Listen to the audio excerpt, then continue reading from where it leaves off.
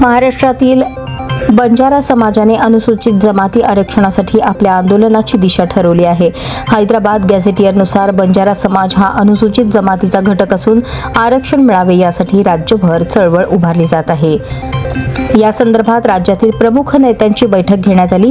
मुंबईत झालेल्या बैठकीत राज्य बंजारा आरक्षण कृती समिती स्थापन करण्यात आली असून समितीने राज्यातील सर्व जिल्ह्यांमध्ये प्रमुख कार्यकर्त्यांच्या बैठकांचे आयोजन केले आहे. याच पार्श्वभूमीवर 14 सप्टेंबर 2024 रोजी सकाळी 11 वाजता सोलापुरात नेहरू नगर येथे संत सेवालाल चौकातून मोर्चाची सुरुवात होणार आहे. शहरातील प्रमुख मार्गांवरून मोर्चा निघून जिल्हाधिकारी कार्यालयावर धडकणार आहे.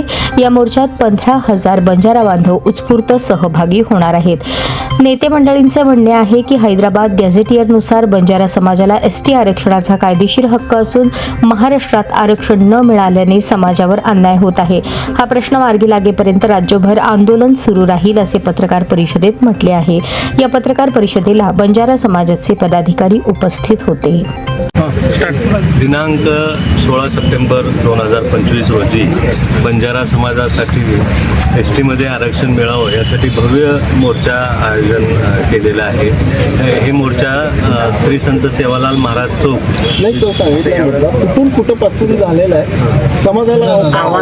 समाजाला या निमित्तानं मी आवाहन करू इच्छितो की या मोर्चासाठी बहुसंख्य संख्येनं तुम्ही उपस्थित राहा आणि हे मोर्चा अतिशय शांततेनं आपल्या समाजाची शिस्त त्या ठिकाणी दाखवावी आणि त्या दृष्टीनं हा मेळावा मोठ्या संख्येनं मोर्चा व्हावं या दृष्टीनं सगळ्या समाज बांधवांनी प्रयत्न करावं या निमित्तानं मी सगळ्यांना आवाहन करतो. धन्यवाद. नमस्कार, मी शैलजा राठोड, माजी नगरसेविका.